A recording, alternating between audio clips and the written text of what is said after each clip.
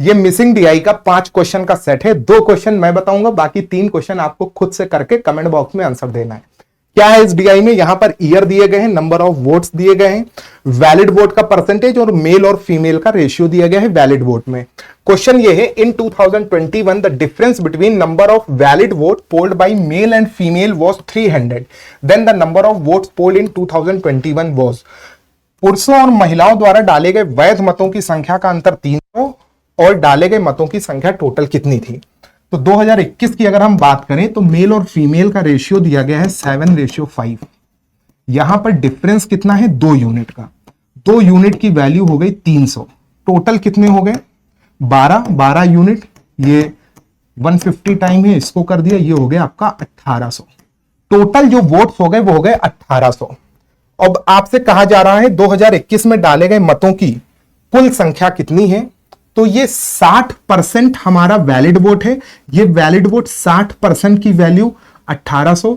अगर आप देखें 6 या 18 30 गुना हो गया। तो अगर टोटल वोट निकालें तो 100% हो जाएगा। 100% की मल्टीप्लाई अगर हमने 30 से करी तो कितना आ जाएगा, 3000। टोटल वैलिड वोट हो गए हमारे 3000।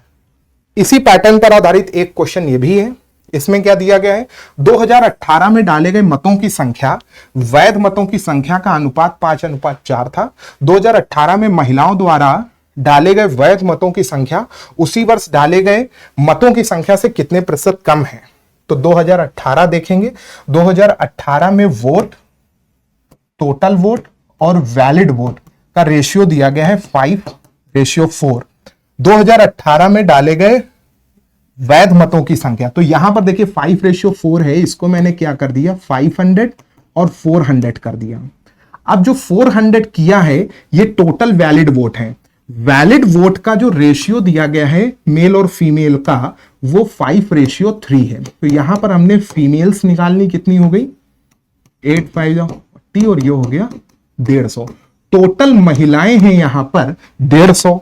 आपसे पूछा क्या गया है कि जो महिलाओं की संख्या है वो टोटल वोट से कितने प्रतिशत कम है, यानी जो 150 है वो 500 से कितने प्रतिशत कम है। तो कितना कम है यहां पर, 350 कम है। कितने से कम है, 500 से, इनटू में 100, ये 2 0, 5 7 35, कितना आ गया 70। तो ये आपका ऑप्शन नंबर डी हो गया।